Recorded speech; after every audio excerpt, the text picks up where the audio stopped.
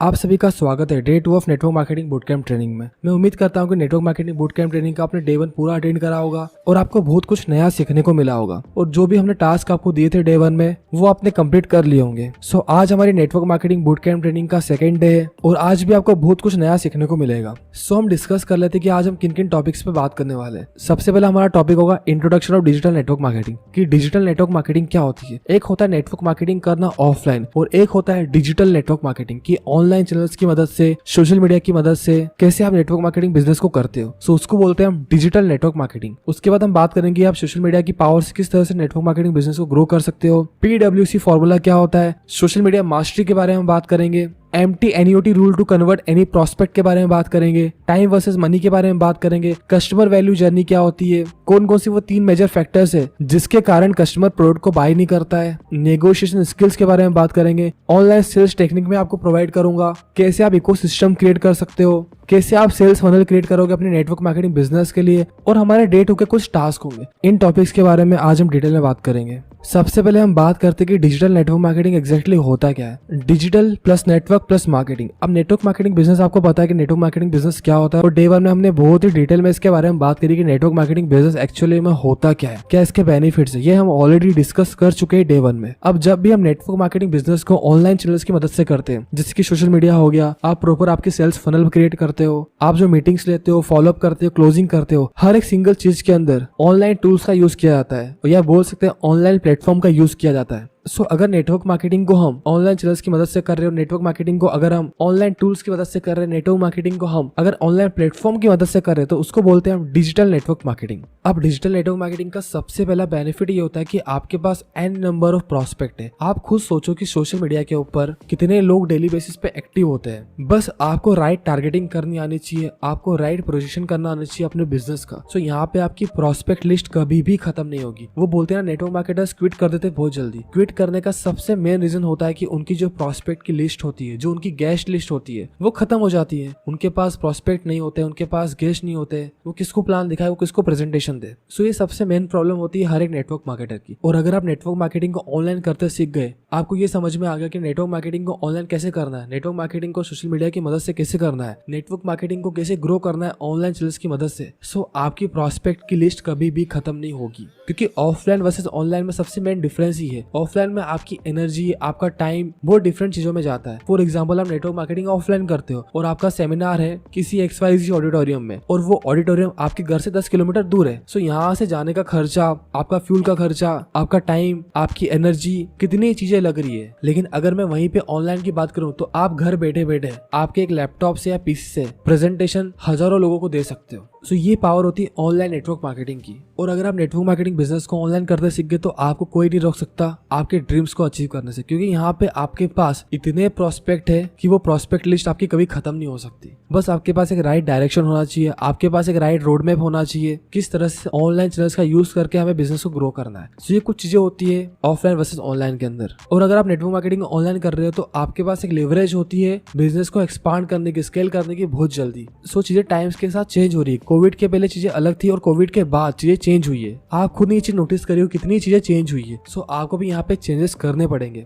आपको सीखना पड़ेगा कि किस तरह से नेटवर्क मार्केटिंग को ऑनलाइन करा जा सकता है, कैसे अपने बिजनेस को ऑनलाइन ग्रो करा जा सकता है। और इस पर्टिकुलर ट्रेनिंग में हम इसी के बारे में डिटेल में बात करने वाले हैं। अब हम बात करते हैं how to leverage power of social media to grow network marketing business. मतलब कैसे आप लिवरेज कर सकते हो सोशल मीडिया की पावर को अपने नेटवर्क मार्केटिंग बिजनेस को ग्रो करने के लिए। सबसे पहले हम बात करते हैं कि सोशल मीडिया प्लेटफॉर्म होते क्या है। सोशल मीडिया प्लेटफॉर्म मतलब ऐसे प्लेटफॉर्म जहाँ पे लोग एक दूसरे से कनेक्ट होते हैं। इसका एग्जाम्पल हो गया इंस्टाग्राम, फेसबुक, स्नैपचैट। इंस्टाग्राम पे आप पोस्ट करते हो, आपके जो फॉलोअर्स है वो आपकी पोस्ट को देखते, लाइक करते, कमेंट करते। मतलब यहाँ पे 2 वे कम्युनिकेशन है। आपने पोस्ट करी, उन्होंने लाइक करा, मतलब इंटरेक्शन हो रहा है दोनों के बीच में, आपके ऑडियंस के बीच में और आपके बीच में एक इंटरेक्शन हो रहा है, एक कनेक्शन बिल्ड हो रहा है। सो सोशल मीडिया इतना पावरफुल प्लेटफॉर्म है कि अगर आपने इसको सीख लिया सो आप किसी भी बिजनेस को बहुत इजीली ग्रो कर सकते हो सोशल मीडिया की मदद से। आपने खुद ने देखा होगा जो बड़े बड़े ब्रांड्स है वो भी सोशल मीडिया पे अपने बिजनेस को प्रमोट करते हैं, मार्केट करते हैं। उनको पता है कि सोशल मीडिया की कितनी पावर है और ये आपको भी समझना पड़ेगा कि सोशल मीडिया की मदद से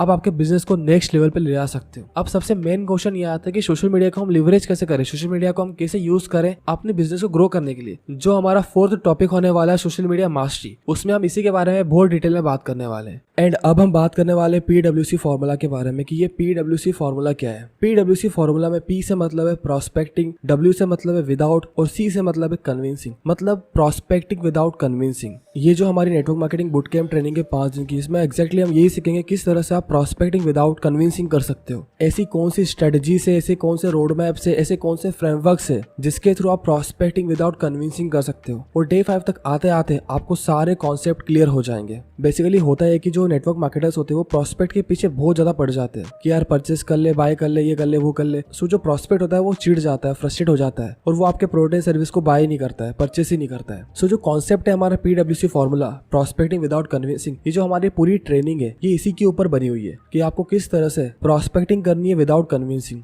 और डे 5 तक आते आते आपको सारी चीजें क्लियर हो जाएगी कि कैसे प्रोस्पेक्टिंग विदाउट कन्विंसिंग करनी है। सो अब हम चलते हैं हमारे नए टॉपिक की तरफ जो कि है social media mastery. Basically social media mastery से मेरा मतलब है कि आपको किस तरह से सोशल मीडिया की मास्टरी करनी है अपने बिजनेस को ग्रो करने के लिए। जो भी आप नेटवर्क मार्केटिंग का बिजनेस कर रहे हो उसको कैसे आप सोशल मीडिया की मदद से ग्रो करोगे, कैसे आप आपके बिजनेस को स्केल अप करोगे सोशल मीडिया की मदद से, कैसे आप आपके बिजनेस को बिल्ड करोगे सोशल मीडिया की मदद से। अब आप सोच रहे हो सोशल मीडिया से क्या होगा यार, सोशल मीडिया पे तो बस हमें कंटेंट पोस्ट करना है और हमारा काम हो जाएगा। सो जो आप कंटेंट पोस्ट करते हो, जो भी आपका रोड मैप है, जो भी आपकी स्ट्रेटजी है कि यार कुछ भी कंटेंट उठा लिया, कुछ भी मोटिवेशन पोस्ट उठा ली, कुछ भी किसी की भी वीडियो उठा ली और उसको रैंडमली आपकी प्रोफाइल के ऊपर आपने डाल दिया। सो ये सबसे गलत तरीका होता है अपने सोशल मीडिया को ग्रो करने का। लेकिन मैक्सिमम नेटवर्क मार्केटर इस तरह से नहीं सोचते कि जो हमारा सोशल मीडिया प्लेटफॉर्म है वहाँ पे डिफरेंट ऑडियंस है जिसको अलग अलग कंटेंट पसंद आता है। किसी को फाइनेंशियल कंटेंट पसंद आता है, किसी को पर्सनैलिटी डेवलपमेंट वाला कंटेंट पसंद आता है, किसी को कॉमेडी वाला कंटेंट पसंद आता है। मतलब हर पर्सन की अलग अलग पसंद है। सो उस अकॉर्डिंग हमें प्लानिंग करनी चाहिए कि हमें किस तरह से टारगेट करना है हमारे ऑडियंस को। आप सोचो कि आप रैंडमली कंटेंट क्रिएट कर रहे हो और आपके पास एक टारगेट ऑडियंस फिक्स ही नहीं है। आपको पता ही नहीं कि आपको किसको टारगेट करना है, आपको पता ही नहीं कि आपकी निश क्या है, आपको पता ही नहीं है कि आपका टारगेट ऑडियंस ही कौन है। आप रैंडमली कुछ भी कंटेंट क्रिएट कर रहे हो और आप रैंडमली कुछ भी कंटेंट पोस्ट कर रहे हो। So how you can expect कि यार आपका बिजनेस ग्रो होगा नेटवर्क मार्केटिंग का सोशल मीडिया की मदद से, कैसे आपके पास प्रोस्पेक्ट आएंगे। सो सबसे मेन चीज होती है सोशल मीडिया मास्टरी के अंदर कि हमें डिसाइड करना है कि हमारी निश क्या है। क्योंकि जो सोशल मीडिया की आपकी प्रोफाइल है, जो आपकी इंस्टा की प्रोफाइल है, जो आपकी फेसबुक की प्रोफाइल है, उसको आपको as a personal brand treat करना है। आपको उसको इस तरह से मेंटेन करना है कि वो आपका ब्रांड है। आपने देखा होगा जो बड़े बड़े ब्रांड्स होते हैं वो किस तरह से अपने बिजनेस को प्रोजेक्ट करते हैं। वो कुछ तो भी कंटेंट नहीं डालते,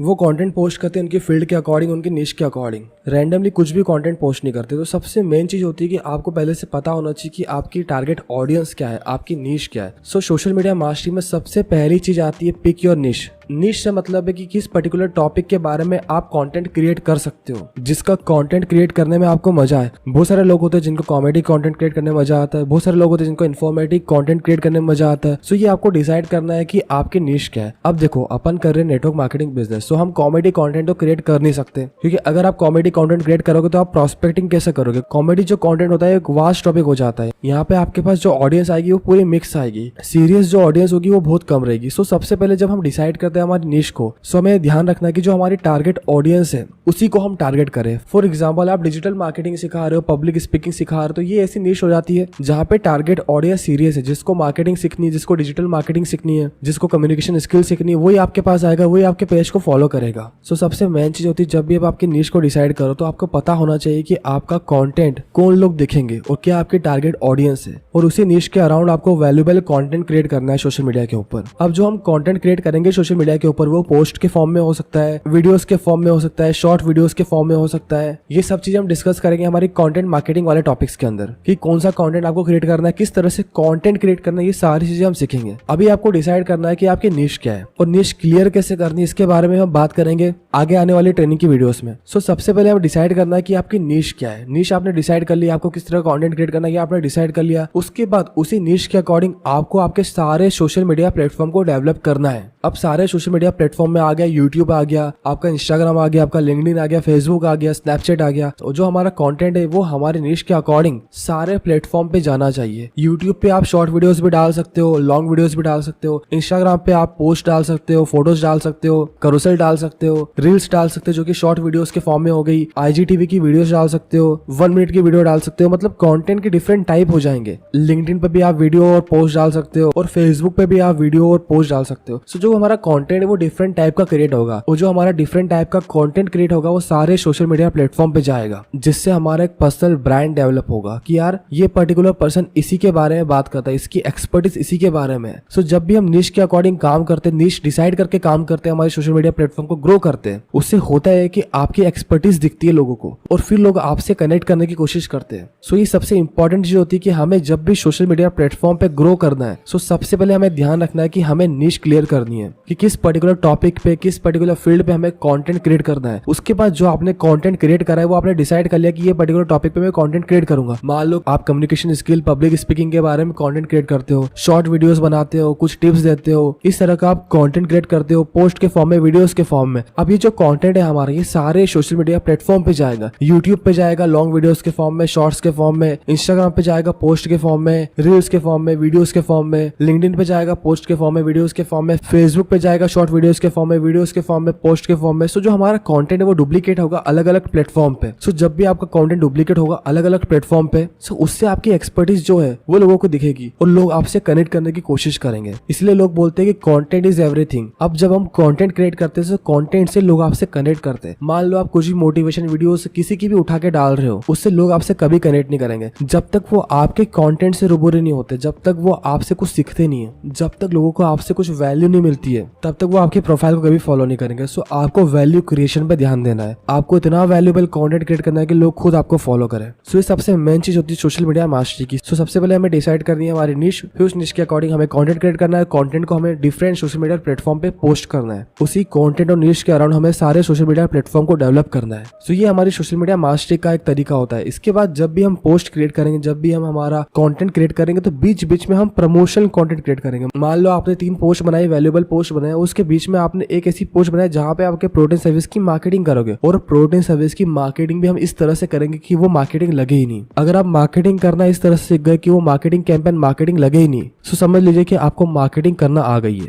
अब ये करेंगे कैसे, किस तरह से हमें कंटेंट क्रिएट करना, मार्केटिंग का, पोस्ट का, ये सब चीजें हम डिस्कस करेंगे आगे आने वाले ट्रेनिंग की वीडियोस में। सो मैं उम्मीद करता हूँ कि आपको समझ में आ चुका हो किस तरह से हमें सोशल मीडिया प्लेटफॉर्म पे वर्क करना है। अब हम कुछ इंपॉर्टेंट चीजों के बारे में बात कर लेते हैं। जब भी आप इंस्टाग्राम पे कंटेंट क्रिएट करो, सो यहाँ पे जब भी आप पोस्ट करते हो, वीडियो डालते हो, रील्स डालते हो, तो वहाँ पे हैशटैग का ऑप्शन आता है कि आप हैशटैग डाल सकते हो। अब हैशटैग एक तरह का कीवर्ड होता है जिसके अराउंड कंटेंट क्रिएट किया जाता है। मान लो कोई पर्सन सर्च कर रहा है इंस्टाग्राम मार्केटिंग टिप्स, तो जैसे वो सर्च करेगा इंस्टाग्राम मार्केटिंग टिप्स, तो जितने भी कंटेंट में इंस्टाग्राम मार्केटिंग टिप्स यूज किया गया है वो कंटेंट सर्च बार में आ जाएगा। सो इस तरह से हैशटैग का यूज किया जाता है।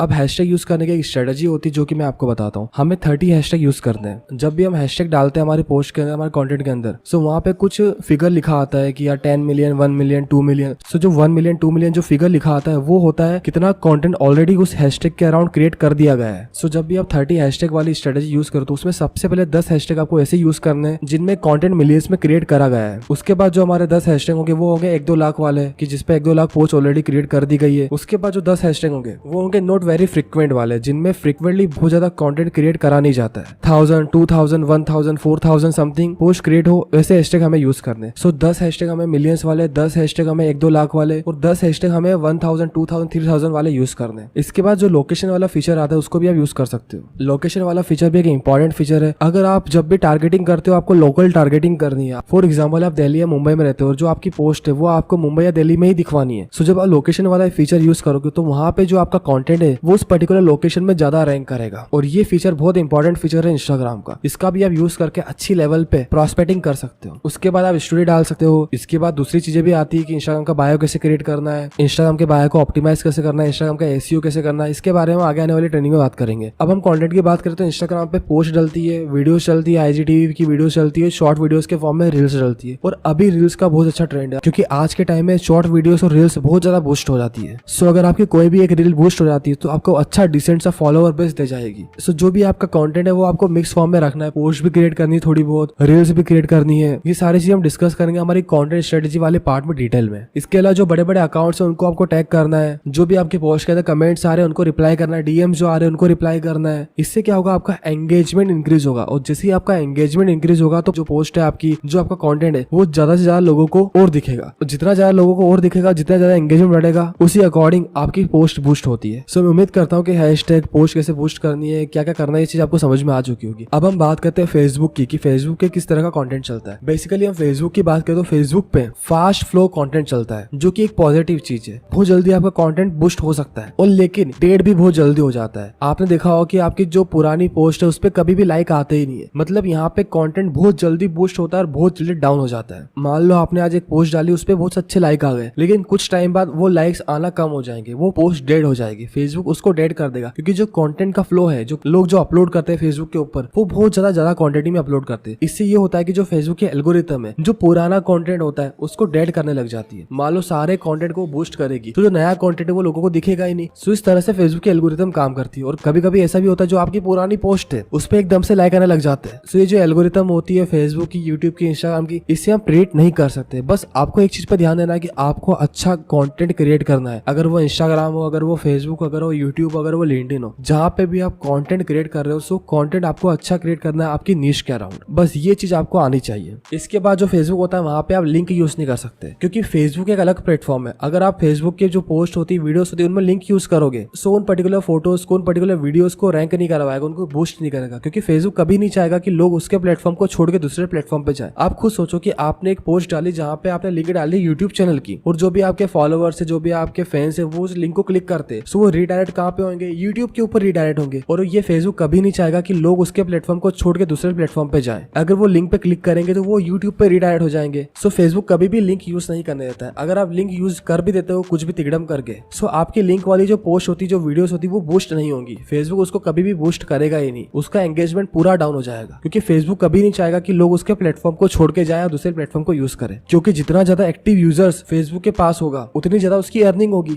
फेसबुक की पोस्ट को बूस्ट करवाने के लिए आप क्वेश्चन पूछ सकते हो, ज्यादा शेयर करवा सकते हो, टेक्स्ट आपको कम रखना है, आप क्वेश्चन पूछ सकते हो, पजल्स कर सकते हो कमेंट में। तो इस तरह से कंटेंट को आप बूस्ट कर सकते हो फेसबुक के ऊपर। कभी भी आपको लिंक यूज नहीं करनी है, क्योंकि अगर आप लिंक यूज करोगे वीडियोस के अंदर फेसबुक की, सो फेसबुक उस कंटेंट को कभी बूस्ट नहीं करेगा और उसका एंगेजमेंट डाउन कर देगा। अब हम बात करते हैं यूट्यूब की। अब यूट्यूब की हम बात करते हैं, यूट्यूब पे लॉन्ग लास्टिंग कंटेंट चलता है। आज आपकी वीडियो आपने जो क्रिएट करी है, शायद आज वो नहीं चल रही हो, लेकिन आज से 1 से 2 साल बाद वो वीडियो चलने लग जाएगी। क्योंकि यूट्यूब पे जो कंटेंट होता है वो लॉन्ग लास्टिंग होता है। एवरग्रीन कंटेंट यूट्यूब पे चलता है। वायरल कंटेंट भी चलता है, लेकिन एवरग्रीन कंटेंट यूट्यूब पे ज्यादा चलता है। यूट्यूब पे भी आप शॉर्ट वीडियोस डाल सकते हो, लॉन्ग वीडियोस डाल सकते हो, और जो यूट्यूब की वीडियोस होती है वो ओवर टाइम ग्रो करती है। सो यहाँ पे आप ट्रेंडिंग टॉपिक पे वीडियो बना सकते हो, और ट्रेंडिंग टॉपिक के साथ आपको ऐसे टॉपिक पे वीडियो बनानी है जो एवरग्रीन है, जो कभी डेड नहीं होंगे। मान लो एक ट्रेंड आया, कुछ कंट्रोवर्सी हुई, उसके ऊपर आपने कंटेंट क्रिएट कर लिया, लेकिन वो कंट्रोवर्सी खत्म हो गई तो वो कंटेंट कोई नहीं देखेगा। सो आप कंटेंट इस तरह से क्रिएट करना है कि कुछ ट्रेंडिंग कंटेंट भी आपको क्रिएट करना है, उसके साथ साथ जो एवरग्रीन कंटेंट है, जो लॉन्ग टर्म में चलेगा, वैसा कंटेंट भी आपको क्रिएट करना है। उसके बाद आप हैशटैग भी यूज कर सकते हो, 20 हैशटैग आप यूज कर सकते हो यूट्यूब की वीडियोस के अंदर। आपको थंबनेल बहुत अच्छा क्रिएट करना है, क्योंकि जब भी वीडियोस देखता है एक पर्सन, तो उसके पहले उसको थंबनेल दिखता है, थंबनेल के ऊपर क्लिक करके वो वीडियोस के अंदर जाता है। सो आपको ऐसा थंबनेल क्रिएट करना है कि जिससे आपका CTR इंक्रीज हो, जिसको हम बोलते हैं क्लिक थ्रू रेट, क्योंकि ज्यादा लोग आपके वीडियो के थंबनेल को क्लिक कर रहे हैं, जिससे आपके व्यूज इंक्रीज होंगे। सो आपको थंबनेल अच्छा क्रिएट करना है। आप वीडियोस के अंदर आई बटन डाल सकते हो, कार्ड्स डाल सकते हो, लास्ट में एंड स्क्रीन डाल सकते हो, दूसरी वीडियो दिखाने के लिए आपके चैनल की।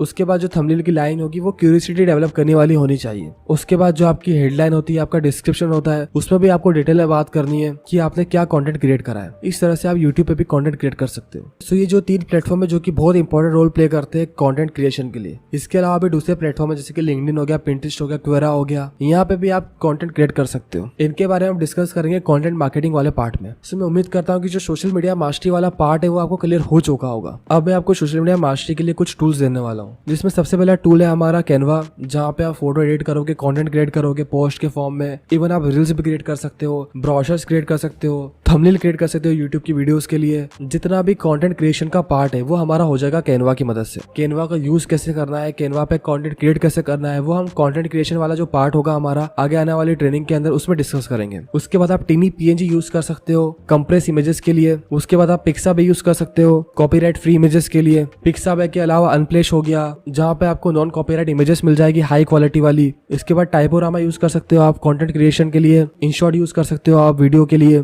काइन मास्टर आप यूज कर सकते हो वीडियो एडिटिंग के लिए, अगर आप वीडियो क्रिएट करते हो तो। और काइन मास्टर एक पावरफुल एप्लीकेशन है मोबाइल के लिए, जहाँ पे आपका एडिटिंग का मैक्सिमम काम हो जाएगा। ये कुछ ऐसे टूल्स है जो कि आप यूज कर सकते हो अपने कंटेंट क्रिएशन में। इसके बाद अब हम हमारी ट्रेनिंग में आगे बढ़ते हैं और बात करते हैं MTNUT rule to convert any prospect के बारे में, कि ये MTNUT रूल है क्या। जैसे कि हमने डे 1 में डिस्कस करा था कि हर एक नेटवर्क मार्केटर ये एक्सेप्ट नहीं करता कि वो सेल्स एंड मार्केटिंग में है, और आपको ये एक्सेप्ट करना पड़ेगा कि सेल्स इज एवरीथिंग। अगर एक कंपनी एक प्रोडक्ट बना रही है, एक सॉफ्टवेयर बना रही है, कुछ भी XYZ प्रोडक्ट बना रही है, वो सॉफ्टवेयर के फॉर्म में हो सकता है, वो फिजिकल हो सकता है, वो नॉन टेंजिबल हो सकता है। जब भी एक प्रोडक्शन टीम प्रोडक्ट बनाती है, बहुत ही बेहतरीन प्रोडक्ट डिजाइन करा है। अब आप खुद सोचो, अगर उस प्रोडक्ट की मार्केटिंग नहीं की जाए, अगर उस प्रोडक्ट की सेल्स ना हो, तो क्या वो कंपनी कभी भी रेवेन्यू जनरेट कर पाएगी? मतलब जो प्रोडक्शन वाला पार्ट होता है वो इंपॉर्टेंट होता है कि यार प्रोडक्ट बनाना एक इंपॉर्टेंट चीज है। उसके बाद सबसे इंपॉर्टेंट पार्ट आता है सेल्स एंड मार्केटिंग का। सेल्स एंड मार्केटिंग के बिना कोई भी प्रोडक्ट बिक नहीं सकता। जब तक किसी भी प्रोडक्ट का प्रमोशन ना हो, जब तक किसी भी प्रोडक्ट की मार्केटिंग ना हो और जब तक किसी भी प्रोडक्ट की सेलिंग ना हो, तो कंपनी कभी भी पैसा नहीं कमा सकती। So sales is everything.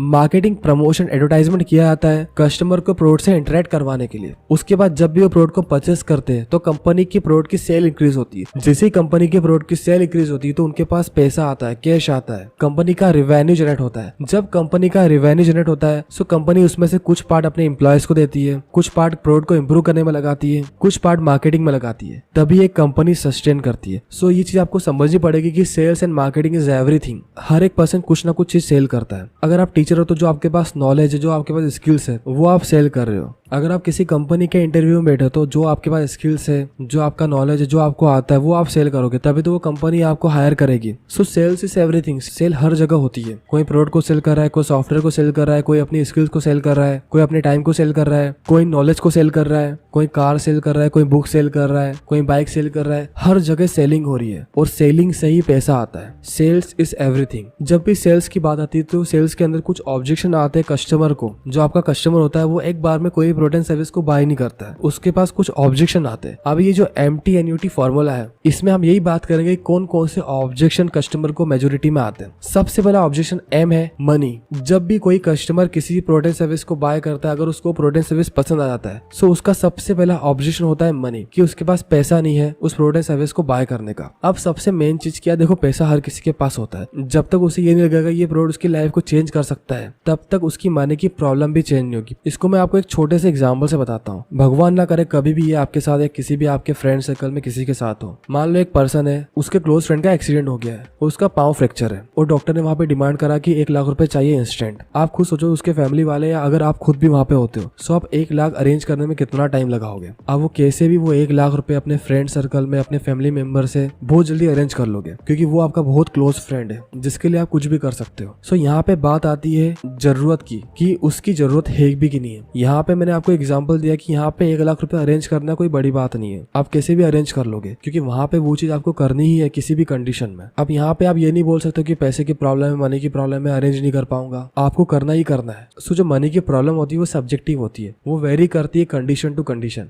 अगर किसी कस्टमर को पता है कि मुझे क्यों परचेस करना है, इसके बेनिफिट्स क्या है, इससे मुझे क्या फायदा होगा, क्या चेंजेस होंगे, सो मनी की प्रॉब्लम हमेशा ओवरकम हो जाएगी। और जो पैसे की प्रॉब्लम होती है वो सबसे छोटी प्रॉब्लम होती है। अगर किसी कस्टमर का वाई क्लियर है कि वो परचेस क्यों करना है, क्या उसके बेनिफिट है, ये सब चीजें उसको क्लियर है और क्या प्रॉब्लम का सोल्यूशन मिल रहा है उस प्रोडक्ट से, सो पैसे अरेंज करने में जरा टाइम नहीं लगाएगा। सो जब भी आप फॉलोअप करो, जब भी आप प्रोस्पेक्टिंग करो, सो पहले आपको ये समझना है उस कस्टमर का पेन पॉइंट क्या है और क्या सोल्यूशन आप आपके प्रोडक्ट से दे सकते हो उसको। अगर आपने ये कर लिया, सो जो आपकी मनी की प्रॉब्लम है, जो पैसे की प्रॉब्लम है, जो मनी अरेंजमेंट की प्रॉब्लम है, वो क्लियर हो जाएगी। इसके बाद हम बात करते हैं टी की। टी से आता है टाइम। लोग बोलते हैं कि मेरे पास टाइम नहीं है, ये नहीं है, वो नहीं है। देखो टाइम हर किसी के पास होता है, ये डिपेंड करती है प्रायोरिटी के ऊपर। अगर आप टाइम की इंपॉर्टेंस वहां पे बताते हो, आप इस तरह से बताते हो कि अगर आप 1 से 2 घंटे भी इस बिजनेस को दोगे, सो कुछ टाइम बाद आप अच्छे लेवल पे बिजनेस को ग्रो कर पाओगे। आपको टाइम की इंपॉर्टेंस बतानी है। आपको जो आपका प्रोस्पेक्ट है उसका जो पूरा शेड्यूल है उसको ब्रेक डाउन कर देना है। कितने घंटे आप सोते होंगे, कितने घंटे आप ये करते होंगे, कितने घंटे आप वो करते होंगे। सो टाइम तो हर किसी के पास होता है, लेकिन ये डिपेंड करता है प्रायोरिटी के ऊपर कि आपकी प्रायोरिटीज क्या है। सो टाइम का भी जो इशू होता है वो इतना खास इशू होता नहीं है।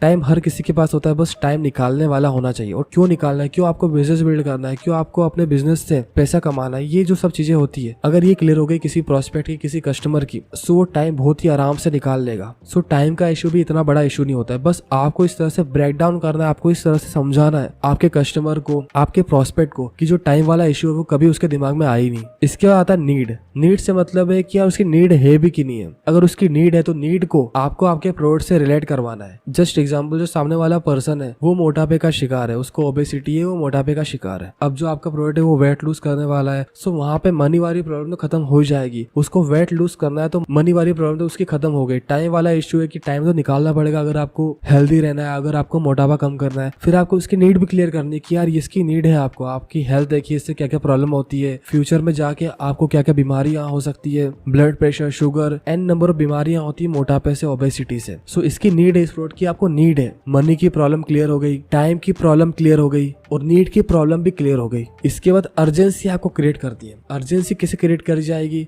अगर आप 1-2 महीने भी वेस्ट करते हो तो सोचो आपका कितना वेट गेन हो जाएगा वापस से। सो जो आपने वेट गेन करा 2 महीने के अंदर, आपको उसको भी लूज करना है। सो क्यों ना अभी से स्टार्ट करा जाए, क्यों ना इनिशिएटिव अभी से लिया जाए। सो इस तरीके से आपको अर्जेंसी भी क्रिएट करनी है। उसके बाद आता है टी से ट्रस्ट। एक प्रोस्पेक्ट या कस्टमर का मनी का इशू सॉल्व है, टाइम का इशू सॉल्व है, नीड का इशू सॉल्व है, आपने अर्जेंसी भी क्रिएट कर दी है और उसको अर्जेंटली बाय भी करना है। बस फिर लास्ट में एक चीज अटक जाती है, ट्रस्ट। अगर आप ट्रस्ट बिल्ड नहीं कर पाए आपके कस्टमर के साथ, आपके प्रोस्पेक्ट के साथ, सो यहाँ पे आपका प्रोडक्ट परचेस होने से रह सकता है, आपकी प्रोडक्ट की परचेसिंग रुक सकती है, वो शायद आपके प्रोडक्ट को बाय नहीं करे। सो आपको ट्रस्ट फैक्टर भी डेवलप करना है। अगर आपने money, time, need, urgency, trust वाले बैरियर्स को ब्रेक कर दिया, सो आपका प्रोस्पेक्ट आपके प्रोडक्ट सर्विस को बाय कर लेगा। बस आपको इन 5 बैरियर्स को ब्रेक करना है। पहला बैरियर होता है मनी वाला बैरियर, दूसरा बैरियर होता है टाइम वाला बैरियर, थर्ड होता है नीड, फोर्थ होता है अर्जेंसी और टी से आता है ट्रस्ट। अगर आपने ट्रस्ट डेवलप कर लिया, आपने अर्जेंसी क्रिएट कर दी कि क्यों अर्जेंटली वो प्रोडक्ट बाय करना चाहिए, अगर आपने नीड क्लियर कर दी, अगर आपने टाइम की कमी है उसको भी क्लियर कर दिया और मनी की प्रॉब्लम भी आपने सॉल्व कर दी, सो आपका प्रोडक्ट बहुत इजीली सेल हो जाएगा। जब भी आप फॉलोअप करो तो इस तरीके से आपको फॉलोअप डिजाइन करना है और सामने वाले प्रोस्पेक्ट का फॉलोअप करना है। मैं उम्मीद करता हूँ कि जो MTNUT फॉर्मूला है ये आपको क्लियर हो चुका होगा। अब हम हमारी ट्रेनिंग में आगे बढ़ते हैं और बात करते हैं टाइम वर्सेस मनी के कॉन्सेप्ट की। आप सभी को लगता होगा कि मनी इज एवरीथिंग, बट ये गलत है। Time is more important than money, क्योंकि आप पैसा तो कितना भी कमा सकते हो, लेकिन एक बार जो टाइम होता है वो चल जाता है तो वो आपके पास वापस से आ नहीं सकता। So that's why time is more important than money. और इस दुनिया की सबसे प्रीशियस चीज ही टाइम है। टाइम को आप परचेस नहीं कर सकते, टाइम को आप वापस से ला नहीं सकते। So that's why time is more important than money.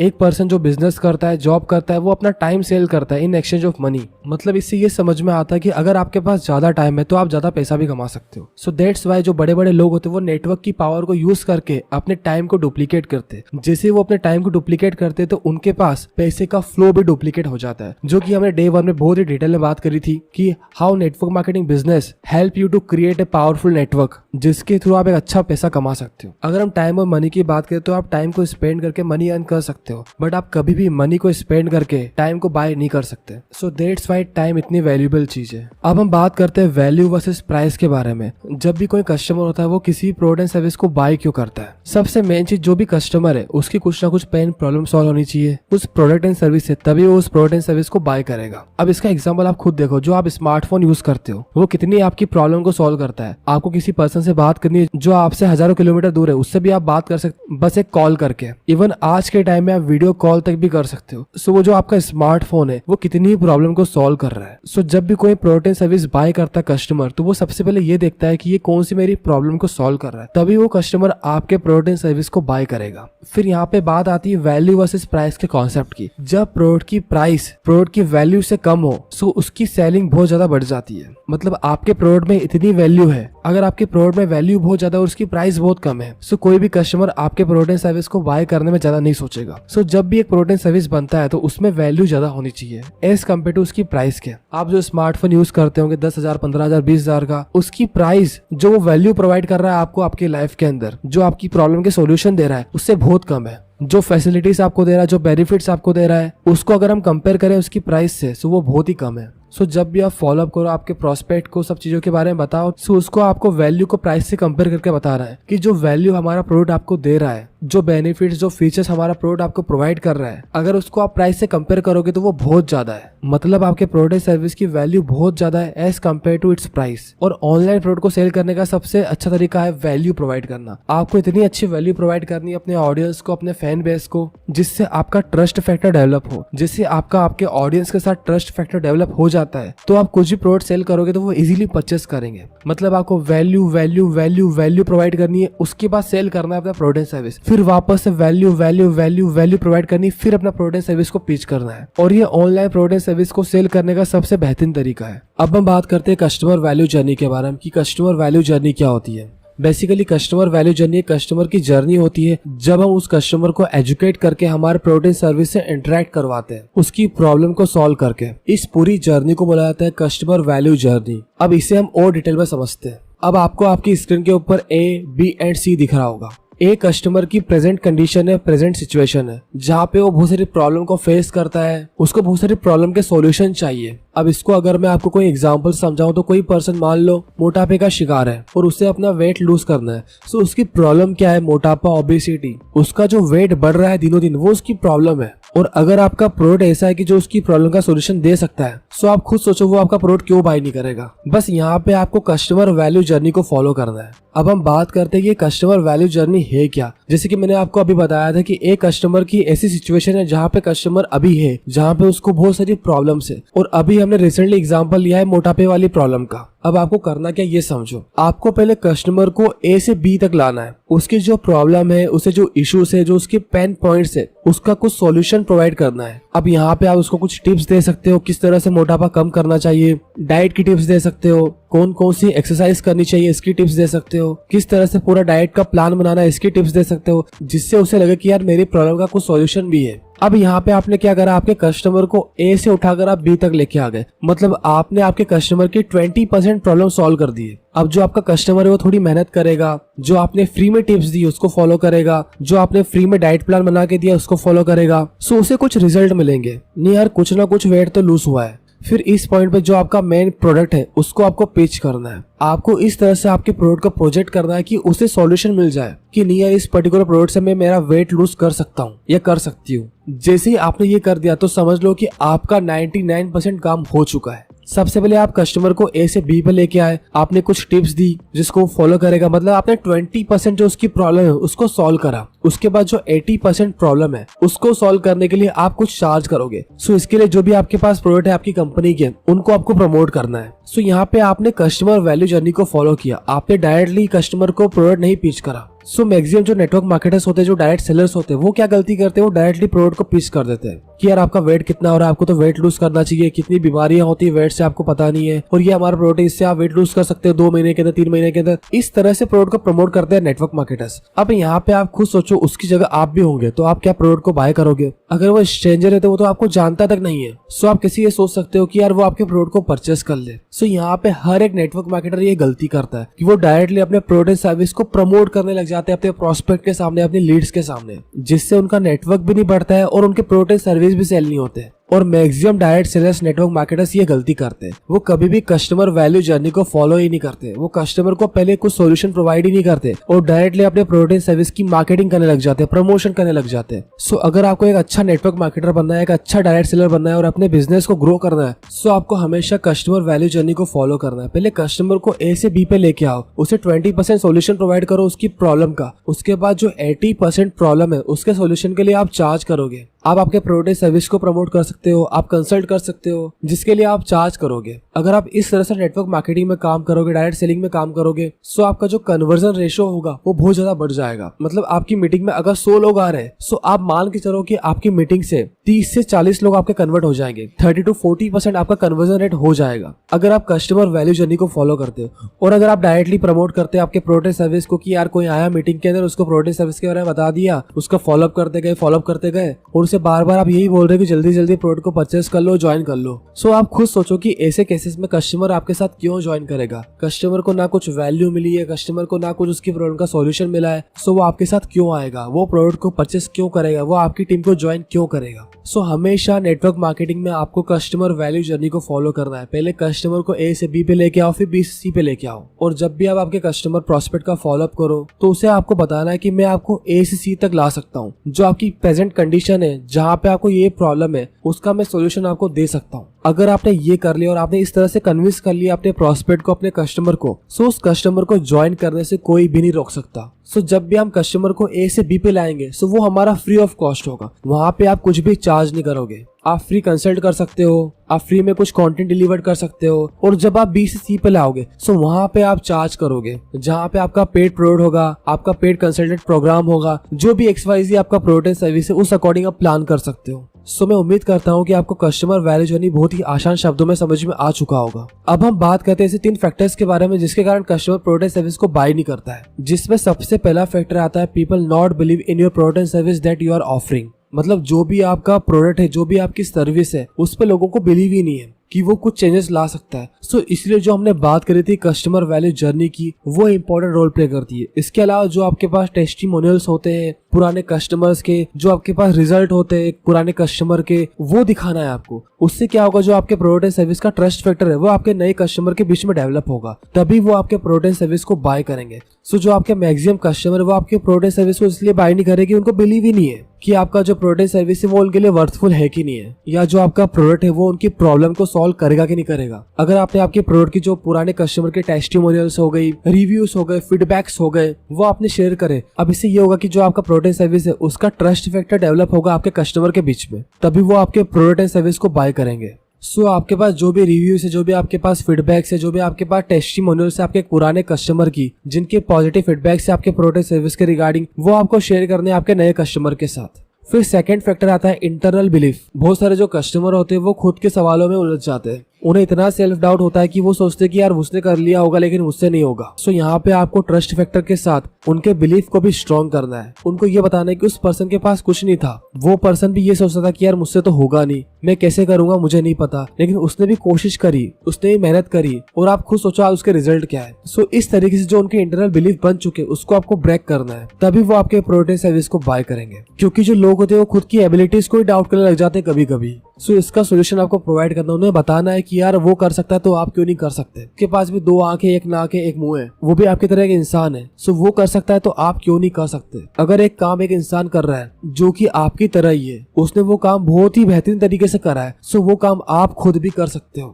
इस तरह से उसका जो इंटरनल बिलीफ है उसको आपको ब्रेक करना है और स्ट्रॉन्ग माइंडसेट क्रिएट करना है आपके कस्टमर का कि यार आप भी कर सकते हो। फिर इसके बाद थर्ड फैक्टर आता है कन्विंस बाय अदर्स। अब यहाँ पे जो एक्सटर्नल फैक्टर्स आते हैं, फ्रेंड फैमिली से एडवाइस लेना, गूगल करना, यूट्यूब करना, और अगर उसको कुछ ऐसी नेगेटिव इन्फॉर्मेशन मिल गई आपके प्रोडक्ट सर्विस के रिगार्डिंग, सो यहाँ पे आपकी सेल ड्रॉप हो जाएगी। सो आपको पहले से उसका माइंडसेट क्रिएट कर देना है कि ये देखो हर चीज की नेगेटिव और पॉजिटिव होती है, और गूगल ऐसा प्लेटफॉर्म है जहाँ पे आपको हर चीज की नेगेटिव पॉजिटिव मिल जाएगी। मान लो एक बाइक है, एक कार है, उसके कुछ पॉजिटिव पॉइंट्स भी है, उसके कुछ नेगेटिव पॉइंट्स भी है। अब ये आपके ऊपर डिपेंड करता है कि आप पॉजिटिव पॉइंट्स को देखते हो कि नेगेटिव पॉइंट्स को देखते हो। अगर आप यूट्यूब पर हनुमान चालीसा की वीडियो भी देखोगे, उस वीडियो को भी बहुत सारे लोगों ने अनलाइक किया होगा। सो बेसिकली 2 तरह के लोग होते हैं, एक होते हैं पॉजिटिव लोग, एक होते हैं नेगेटिव लोग। नेगेटिव लोग हमेशा नेगेटिव इन्फॉर्मेशन प्रोवाइड करते हैं, सो आपको ऐसे लोगों से दूर रहना है। सो इस तरह से आपको आपके प्रोस्पेक्ट का पहले से फॉलोअप कर देना है, पहले से उसका एक स्ट्रॉन्ग माइंडसेट क्रिएट कर देना है कि जब भी वो नेगेटिव इन्फॉर्मेशन देखे या किसी फ्रेंड सर्कल या किसी फैमिली मेंबर के थ्रू सुने, सो वो इतना अफेक्ट ना हो। अगर आप पहले से सारी चीज बता दोगे, नेगेटिव क्या है, पॉजिटिव क्या है, सो जब भी अपने फ्रेंड सर्कल या फैमिली मेंबर या गूगल पे कुछ भी ऐसा देखेगा, सो वो उसे इतना अफेक्ट नहीं करेगा। अगर आपने कुछ बताया नहीं, नेगेटिव बताया नहीं, पॉजिटिव बताया नहीं, और उससे आपके प्रोडक्ट सर्विस के बारे में कुछ नेगेटिविटी मिल गई या उसकी फैमिली में, उसके फ्रेंड सर्कल में कुछ नेगेटिव इन्फॉर्मेशन प्रोवाइड कर दी, सो वहां पे आपकी सेल ड्रॉप हो जाएगी। सो आपको पहले से सारी चीजें बता के रखनी है अपने प्रोस्पेक्ट को, नेगेटिव पॉजिटिव, उसका एक स्ट्रॉन्ग माइंडसेट आपको क्रिएट करना है, तभी वो आपके प्रोडक्ट सर्विस को बाय करेगा। सो ये कुछ 3 इंपॉर्टेंट फैक्टर्स थे जो कि मैंने आपको बताया, जिसके कारण एक कस्टमर प्रोडक्ट सर्विस को बाय करने से रुक जाता है। सो मैं उम्मीद करता हूँ कि ये फैक्टर्स आपको समझ में आ चुके होंगे और आप हमेशा इन 3 फैक्टर्स को ध्यान में रख के काम करोगे। अब हम बात करते हैं कुछ नेगोशिएशन स्किल्स के बारे में, जिसमें हम नेगोशिएशन के कुछ रूल्स डिस्कस करेंगे। जिसमें सबसे पहला रूल है डोंट नेगोशिएट। कभी भी आपको नेगोशिएट करना ही नहीं है। जब भी आप मैक्सिमम डिस्काउंट देते हो आपके कस्टमर को और आप नेगोशिएट कर देते हो और आप ज्यादा डिस्काउंट देने की कोशिश करते हो, सो जो वो कस्टमर है आपका, उसको आदत लग जाती है डिस्काउंट की, ऑफर्स की। सो आपको नेगोशिएट बहुत ही कम करना है, बहुत ही कम केसेस में आपको नेगोशिएट करना है। आप सेल्स लेके आ सकते हो, आप ऑफर्स लेके आ सकते हो, लेकिन जो आपकी फिक्स प्राइसिंग है उसके ऊपर कभी भी डिस्काउंट नहीं देना है। अगर आप आपके कस्टमर को डिस्काउंट की आदत लगा दोगे तो वो हर बार आपसे डिस्काउंट मांगेंगे और ये चीज आपके लिए आगे जाके प्रॉब्लम क्रिएट करेगी। So don't negotiate. सेकेंड चीज आती है never ever make first move. जब भी आप आपके प्रोडक्ट सर्विस के बारे में बताओ तो कस्टमर से पूछो कि आप कितना पे करना चाहते हो, और आपने इस तरीके से प्रोजेक्ट किया, आपके प्रोडक्ट सर्विस को इतना आपने बेनिफिट दिखाया, ये सब चीज आपने बताई है, आपने टेस्टिमोनियल्स बताए, आपने रिव्यूज दिखाए, जो भी हमने कस्टमर वैल्यू जर्नी डिस्कस करी थी उसको आपने प्रॉपर तरीके से फॉलो करा है। फिर आपको कभी भी फर्स्ट मूव नहीं लेना है, आपको आपके कस्टमर से पूछना है कि आप कितना पे कर सकते हो इस प्रोडक्ट के लिए।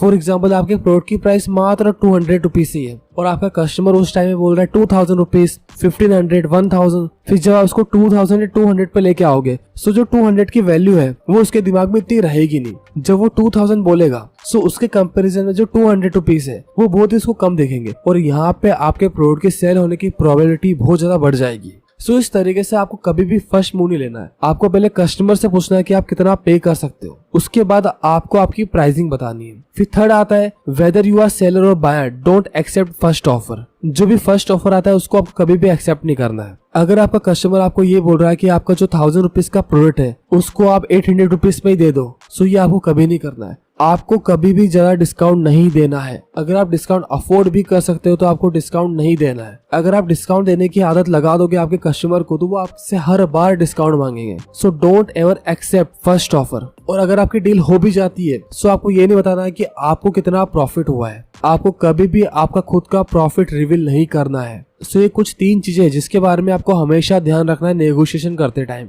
फिर हम बात करते हैं ऑनलाइन सेल्स टेक्निक के बारे में। अभी तो मैं कुछ आपको बेसिक बता रहा हूँ इसके बारे में, जो हमारा डे 3, डे 4, डे 5 होने वाला है उसमें हमने डिटेल में बात करी इन सब चीजों के बारे में। अभी आपको ध्यान रखना है कि जो ऑनलाइन सेल्स है हमारी उसमें आपको सबसे मेन चीज है आपको वैल्यू प्रोवाइड करनी है। आपको कस्टमर को वैल्यू प्रोवाइड करनी है। जो कस्टमर वैल्यू जर्नी के बारे में हमने बात करी थी उसको फॉलो करे बिना आप ऑनलाइन प्रोडक्ट सेल ही नहीं कर सकते। आपको हमेशा कस्टमर वैल्यू जर्नी को फॉलो करना है। अगर आपको आपके बिजनेस को ऑनलाइन ग्रो करना है तो आपको पहले आपके कस्टमर को वैल्यू प्रोवाइड करनी है। जितनी ज्यादा वैल्यू आप आपके कस्टमर को प्रोवाइड कर सकते हो उतनी आपको वैल्यू प्रोवाइड करनी है। उसकी कम से कम 20% प्रॉब्लम आपको पहले से सॉल्व कर देनी है। उसके बाद जो उसकी 80% प्रॉब्लम्स है उसको सॉल्व करने के लिए आप चार्ज करोगे कुछ अमाउंट आपके प्रोडक्ट सर्विस के थ्रू, आपकी जो भी सर्विस है उसके थ्रू। एंड अगर आपकी खुद की वेबसाइट है तो वहाँ पे आपको रिव्यूज डालने, टेस्टिमोनियल्स डालने दूसरे कस्टमर्स की। इससे होगा कि जो नए कस्टमर आपके पास आएंगे उनके बीच में जो आपका प्रोडक्ट सर्विस है उसका एक ट्रस्ट फैक्टर डेवलप होगा, जिसके कारण आपके प्रोडक्ट सर्विस की सेल होने की प्रोबेबिलिटी बढ़ जाएगी। अगर आपके प्रोडक्ट सर्विस में मनी बैक गारंटी है तो आप मनी बैक गारंटी भी दे सकते हो। अगर आप मनी बैक गारंटी देते हो आपके कस्टमर को सो उनको ये लगता है कि जो प्रोडक्ट सर्विस है वाकई में इसमें कुछ दम होगा,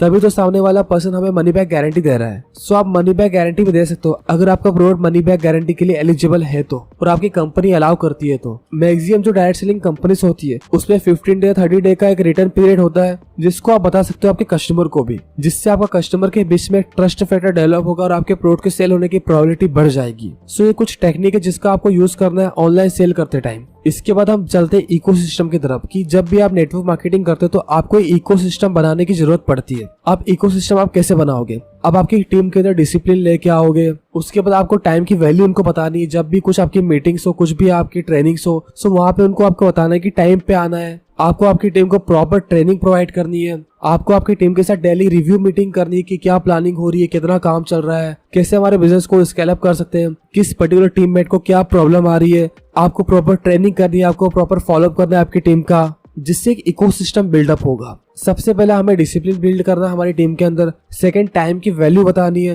थर्ड, प्रॉपर ट्रेनिंग प्रोवाइड करनी है। फोर्थ, डेली रिव्यू मीटिंग्स करनी है। फिफ्थ, आप वीकली या मंथली टूर कर सकते हो। इससे ये होगा कि जो आपके टीममेट्स हैं उनके साथ आपका एक कनेक्शन बिल्ड होगा। जब भी आप बाहर घूमने जाओगे सो आपके और आपके टीम के बीच में एक आपका कनेक्शन बिल्डअप होगा। इसके अलावा आपके जो टीममेट्स हैं उनका आपको बर्थडे सेलिब्रेट करना चाहिए। आपको एक इंटरवल के अंदर रिकॉग्नाइजेशन सेशन, इवेंट्स ऑर्गेनाइज करने चाहिए, जिससे आप आपके टीममेट्स को रिकॉग्नाइज करोगे सो उनके अंदर एक मोटिवेशन आएगा काम करने का, जिसके कारण जो आप नए टारगेट दोगे उनको फुलफिल करने के लिए और मेहनत करेंगे। इसके अलावा आपको गोल लिस्ट क्रिएट करवानी चाहिए आपके टीममेट्स की, टू डू लिस्ट क्रिएट करवानी चाहिए। वीकली और मंथली जो प्लानर होते हैं वो बनाना चाहिए कि क्या क्या करना है, किस तरह से करता है। अगर आप इन चीजों को फॉलो करोगे तो इससे आपकी टीम के अंदर एक डिसिप्लिन आएगा, आपकी टीम पूरी स्ट्रक्चर्ड रहेगी और आपकी टीम प्रॉपर तरीके से काम करेगी। अब हम चलते हैं सेल्स फनल की तरफ। सेल्स फनल का अभी मैं बेसिक इंट्रोडक्शन दे रहा हूँ। इसके अलावा जो सेल्स फनल है वो एग्जैक्टली वर्क कैसे करती है, कैसे हमें क्रिएट करनी नेटवर्क मार्केटिंग बिजनेस के लिए, इसके बारे में हम आगे आने वाली वीडियो में बात करेंगे। अब जो सेल्स फनल होती है वो एक फनल होती है जहाँ पे आप कस्टमर को अट्रैक्ट करके, कन्वर्ट करके, एंगेज करके प्रोडक्ट सर्विस को सेल करते हो। अब सबसे पहले आता है अवेयरनेस। आप अवेयरनेस से कस्टमर को अट्रैक्ट करते हो। अब अट्रैक्ट करने का बहुत सारे तरीके हैं। लीड जनरेशन कैंपेन्स होते हैं। आप पेड कैंपेन रन कर सकते हो फेसबुक के ऊपर, गूगल के ऊपर, जहाँ पे आपके पास बहुत सारी लीड्स आएगी। फिर उन लीड्स का आप फॉलोअप करोगे, उनके साथ एक वैल्यू क्रिएशन वाली जो जर्नी है उसको फॉलो करोगे, उनके साथ एंगेज करोगे, उनको आपके प्रोडक्ट सर्विस के बारे में इन्फॉर्मेशन प्रोवाइड करोगे। फिर आपकी सेल होगी और सेल होने के बाद आपको आपके कस्टमर के साथ वापस से कनेक्ट रहना है। उनको कुछ डाउट आ रहे हैं, उनके कुछ क्वेरीज आ रही है, उनके डाउट क्वेरीज को सॉल्व करना है। सबसे पहले आप कस्टमर को अट्रैक्ट करते हो आपके मार्केटिंग कैंपेन के थ्रू, फिर वो कन्वर्ट होते हैं लीड्स के फॉर्म में, फिर उनके साथ आप एंगेज करते हो, कस्टमर वैल्यू जर्नी को फॉलो करते हो, लीड्स को नर्चर करते हो, उनको वैल्यू प्रोवाइड करते हो, उनको एजुकेट करते हो। उसके बाद जो भी आपका प्रोडक्ट एंड सर्विस है उसके बारे में इंट्रोड्यूस करते हो। फिर जो भी आपके प्रोडक्ट एंड सर्विस की सेल होती है उसके बाद जो भी आपके कस्टमर्स होते हैं उनको जो भी डाउट एंड क्वेरीज आती है उनको सॉल्व करते हो, उनके डाउट को सॉल्व करते हो, उनके प्रॉब्लम को सॉल्व करते हो। उसके बाद आपका एक कनेक्शन बिल्ड होता है आपके कस्टमर के साथ। सो एक सेल्स फनल होती है जिसको हमें फॉलो करना पड़ता है नेटवर्क मार्केटिंग बिजनेस में, या कोई सा भी आप ऑनलाइन बिजनेस करना चाहते हो उसमें आपको सेल्स फनल को फॉलो करना पड़ेगा, तभी आप एक ऑनलाइन बिजनेस क्रिएट कर पाओगे। अभी मैंने आपको एक बेसिक इंट्रोडक्शन दिया है सेल्स फनल का, इसके बारे में हम और भी डिटेल में बात करेंगे। सो अभी टेंशन लेने की जरूरत नहीं कि कैसे हम लीड्स को एक्वायर करेंगे, लीड्स को कैसे कैप्चर करेंगे, ये सब चीजें हम डिस्कस करेंगे आगे आने वाली ट्रेनिंग की वीडियोस में। सो ये हमारा डे 2 था। मैं उम्मीद करता हूँ कि आपने बहुत कुछ नया सीखा होगा और आपने एंजॉय करा होगा डे 2। सो अब मैं आपको टास्क दे रहा हूँ जिसको आपको फॉलो करना है। सबसे पहले आपको एक वीकली प्लान बनाना है कि आपको कितनी प्रेजेंटेशन देनी है, आपको कितने इन्विटेशन करने हैं, और जो भी आपका प्लान होगा उसमें जो भी आपकी इंपॉर्टेंट चीजें हैं उसको आपको मेंशन करना है। आपको प्रेजेंटेशन कितनी देनी है, आपको इन्विटेशन कितने करने हैं, आपको फॉलोअप कितने करने हैं, आपको ज्वाइनिंग कितने निकालनी, उस अकॉर्डिंग आपको पूरी एक वीकली प्लानिंग करनी है। सो आपको आज बैठ के डायरी पे निकाल के कल की टू डू लिस्ट बनानी है कि कल आपको क्या क्या चीजें कंप्लीट करनी है। इससे होगा ये कि आपका जो भी काम है वो फ्लो में चलेगा, आपको पता रहेगा कि यार मुझे कल क्या कंप्लीट करना है। सो ये टास्क आपको आज कंप्लीट करने हैं। सो अब हम मिलते हैं डे 3 में कुछ नए कंटेंट के साथ। Thank you so much.